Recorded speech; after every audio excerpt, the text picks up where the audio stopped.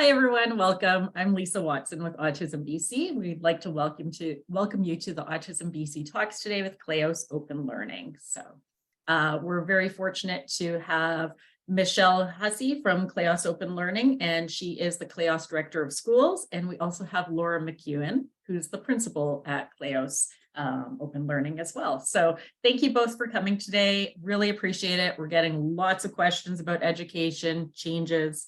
So thank you. Our pleasure. We're happy to be here. And I just wanted to take a moment to acknowledge that I am on the unceded and territorial and ancestral territory of the Silks people, also referred to as Kelowna, and Michelle and Laura are both coming out of Kelowna as well today. So for quite a few years, you mentioned that your children have gone through and experienced various models of learning throughout BC. Yeah, absolutely. So my oldest son, Ethan, is on the spectrum, and he's now 24. He just turned 24, woohoo. But when he started school, we knew that there might be the potential that regular classroom learning would not work for him, but we tried. So we really have dipped our toe as a family into every option that there is in BC. We did an independent brick and mortar school for the first couple of years here in Kelowna. We did public school at the end of his journey. That was his choice to go back to public high school. We homeschooled, which is the old-fashioned, homeschooling, where you're a registered home learner, which means you are doing your own program and you're registered with a school, but you aren't beholden to, follow what a teacher's saying or, report in how much work you're getting done. We also unschooled for a little while, which is a pretty rare thing where you're really doing like child-led learning. And then we did online, which used to be called DL, distributed learning. We also did DL in partnership with a learning center. So we've kind of done all the options. And that was really reflective of Ethan needing different things at different points in his journey educationally. And so that flexibility, that ability as a parent to choose between one option and another was really what saved us as a family and saved him educationally, because it really did reflect meeting his needs at each stage of his journey. Thanks, Michelle, and thanks for the explanations, because even though my son is in grade 12 this year, I still find the language confusing. So really appreciate that. And we'll talk about that a bit more throughout the conversation. Yeah. So now we're going to talk a little bit about what is continuous enrollment, what are deadlines for funding and for enrolling your child.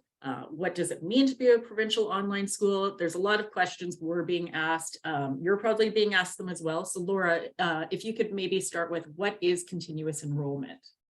Absolutely. So historically, KLEOS has enrolled students at funding deadline and snapshot time. So September and then again in January.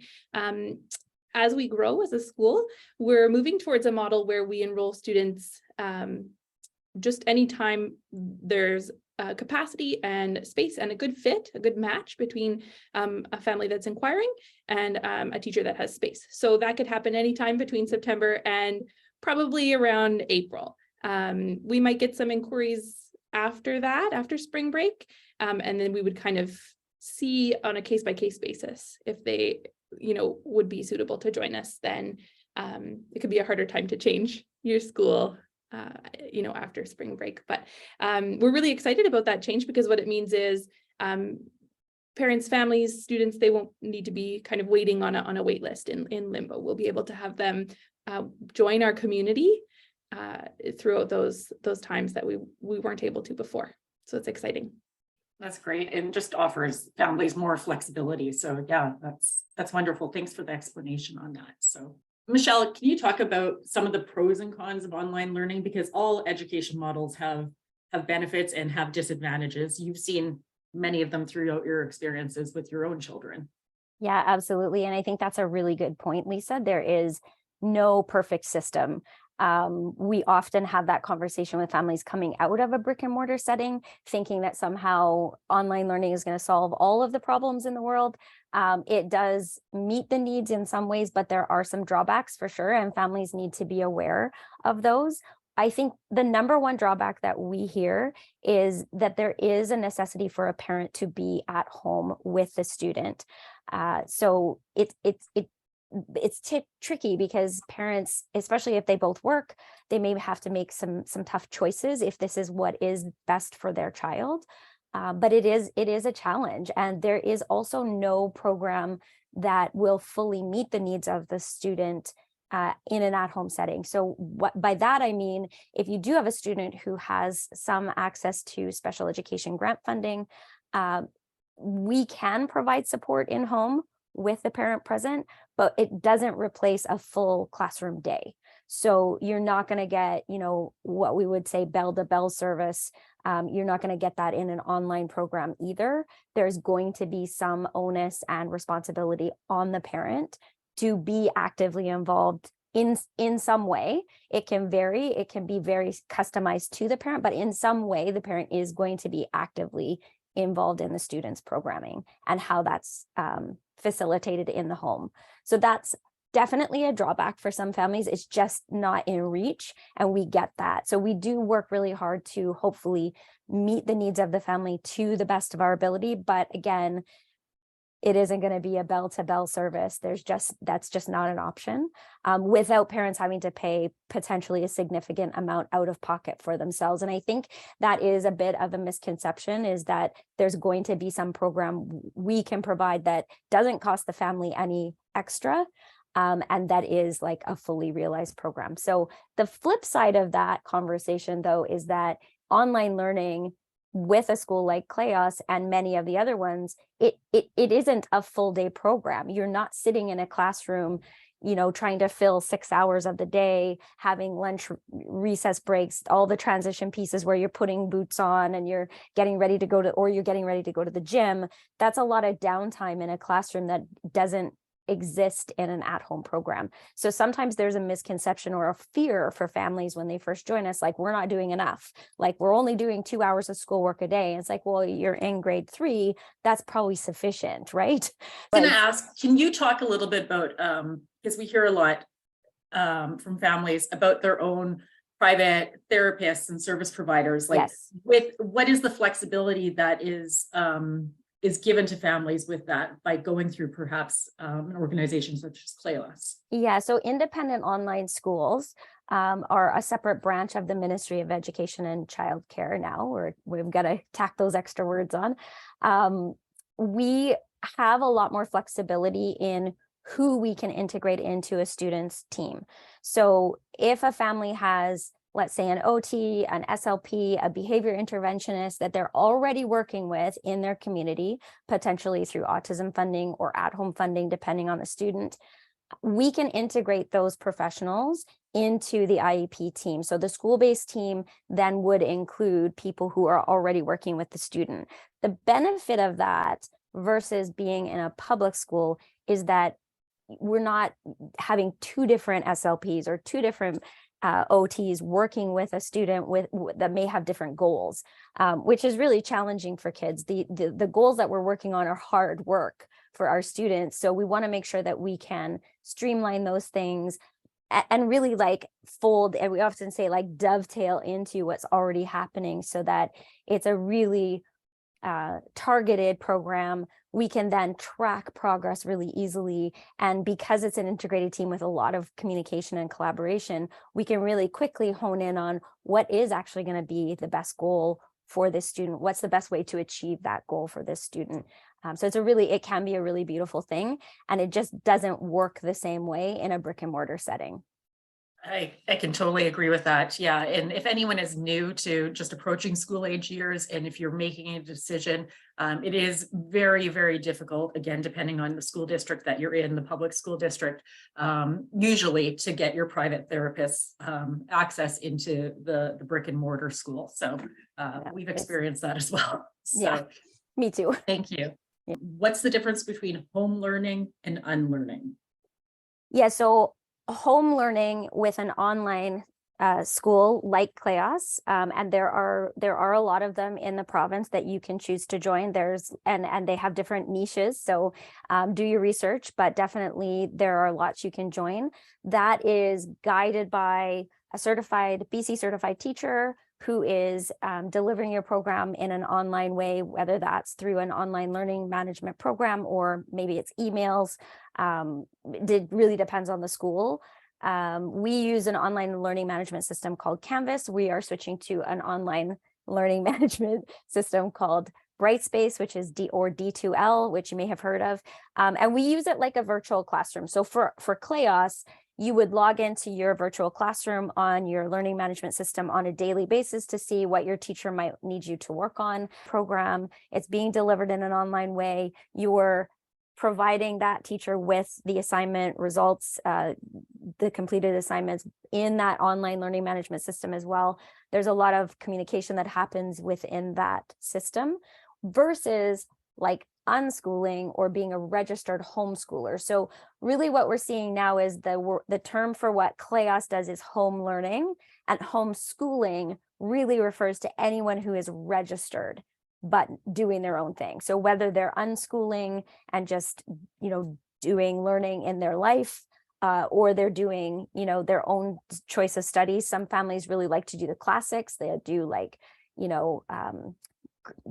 Greek and Latin, and they're doing the basics, but maybe they're doing other things that are interest-based. That's so those are two really separate things. I think homeschooling still gets thrown around a lot as being with a school like KLEOS, but really if you're talking about the ministry terminology, KLEOS with an online school, you're home learning. If you're registered with a school, you're doing your own thing, you're homeschooling. Does that make sense? That totally does. Yeah. Okay. Thank you for that explanation. So it's taken me 13 years to learn it. So well, and I think that the terminology changing over the years has really made it a little bit more confusing. Like distributed learning is no longer, none of us are DLs anymore. We're online schools. There's also the provincial online school thing, which I think is coming up later. We're going to talk about. And then homeschooling, which kind of was an interchangeable term, is now sort of like that's for students who are registered, families are doing their own thing. Home learners are enrolled with an actual accredited school. Why would families choose online learning as opposed to a learning center model? Can you talk about that a little bit? And then maybe we can talk about, as part B of this question, what is cross-enrollment?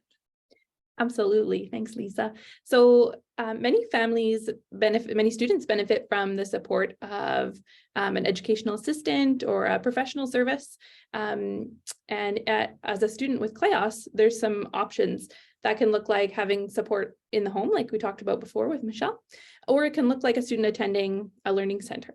So students that attend learning centers are also enrolled with an online school. So we have the lucky opportunity to partner with many learning centers in the province, and they do such a lovely job of meeting students where they're at and bringing our academic programming to life, taking it off the page, and really meeting students where they're at. Yeah, we're so grateful for those opportunities for students, and it's really a choice that many families explore in the province. Thanks, Laura. And how would you explain cross-enrollment? What does that mean? Is that, we're hearing that term a lot. I've heard you can do it. If you can explain a bit more, that would be great. Absolutely. So some students choose, and especially in high school, they notice there's benefits to taking courses with multiple schools. So that's what cross-enrollment means. It's just a fancy way of saying attending two schools at the same time.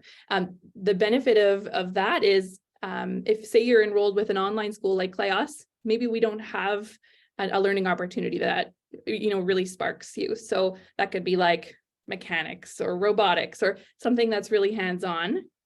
We just don't have the tools for a student to engage in that. So they might be full-time enrolled with us, but then cross-enroll with a local school and take those courses. And sometimes we find the inverse to be true. So a student might be, their school of record might be a brick and mortar school, but they may say, oh, I would really like to take this additional course, or I think my learning style would be better suited to taking this course online. So then they can cross enroll with a school like us and take one or two courses. It really just depends which, it really helps students meet their needs. Yeah, and I've heard from a few families where, especially some courses that were more challenging for their kids, like PE, where they've done the cross enrollment and done the PE perhaps through an online learning, and they were able to customize it a bit better. So yeah, so that's great to know. Question for you: why does KLEOS also charge a tuition fee, and where does that tuition fee go? How does it support the student? Yeah, so independent schools are funded on a different scale than public schools are. So as an independent online school, we are funded at 50% of what the public online schools are funded at. And so it's really just a way for us to make up some of the funding that we don't get because of being part of the independent system.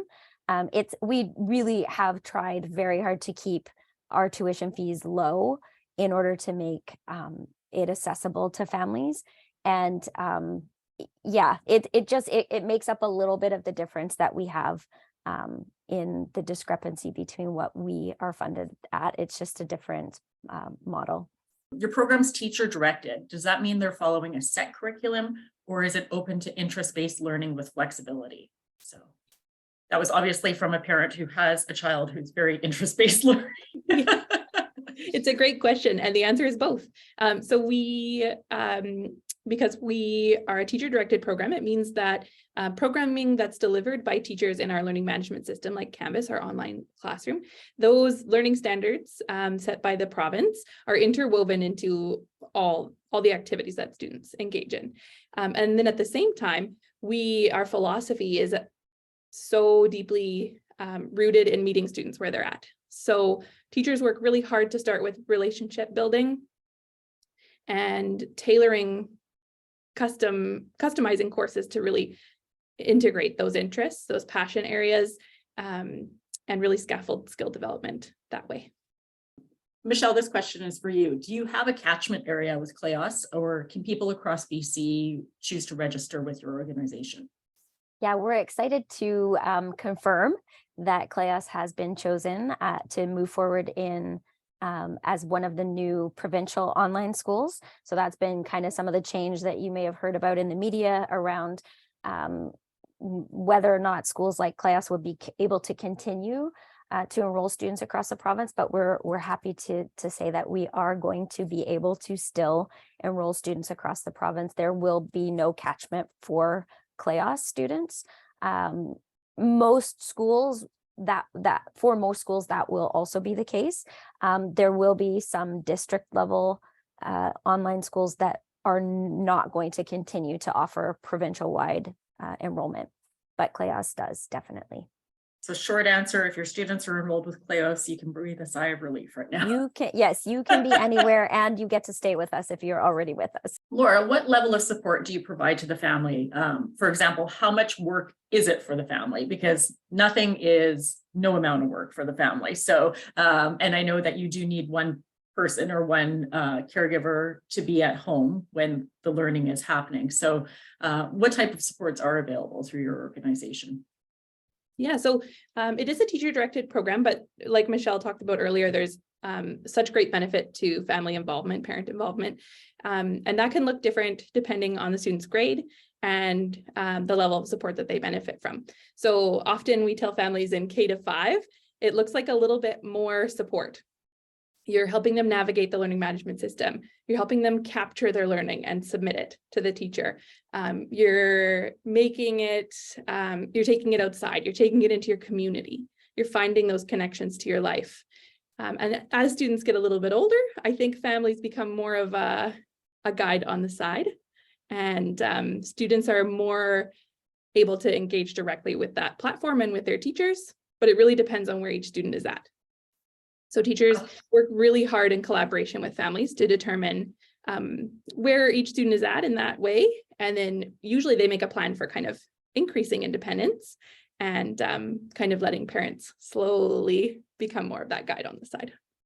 Can families use autism funding to pay for KLEOS or to pay for an online learning? No. No, Okay. schools are not able to access autism funding. Where families can use their autism funding is to supplement or increase the amount of hours that we might provide with, let's say, an EA or a BI.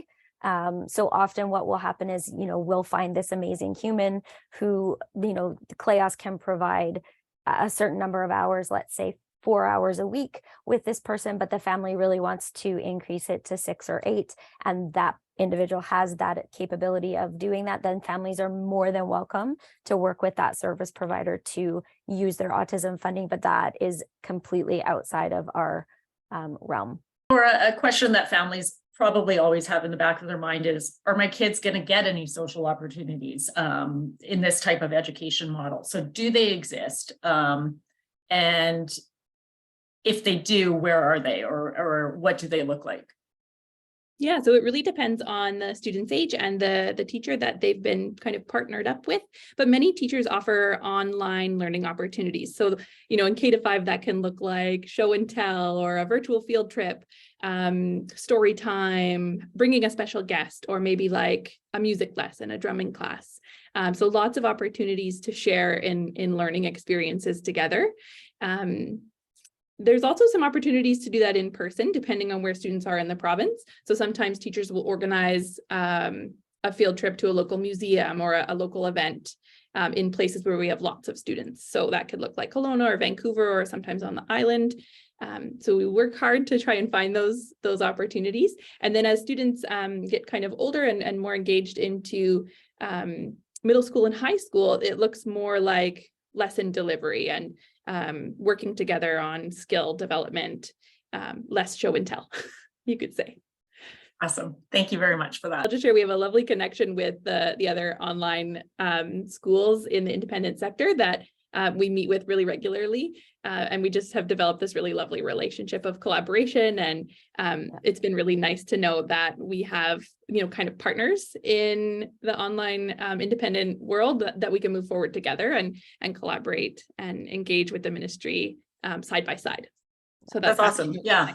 So even though they're like they're doing the same thing as you are collaborating with them to find out what are you offering, and okay. Yeah, and also I would say there's a pretty big commitment level among the independent online schools to, we all have our own approach and our own niche in the way that we do things and what we offer.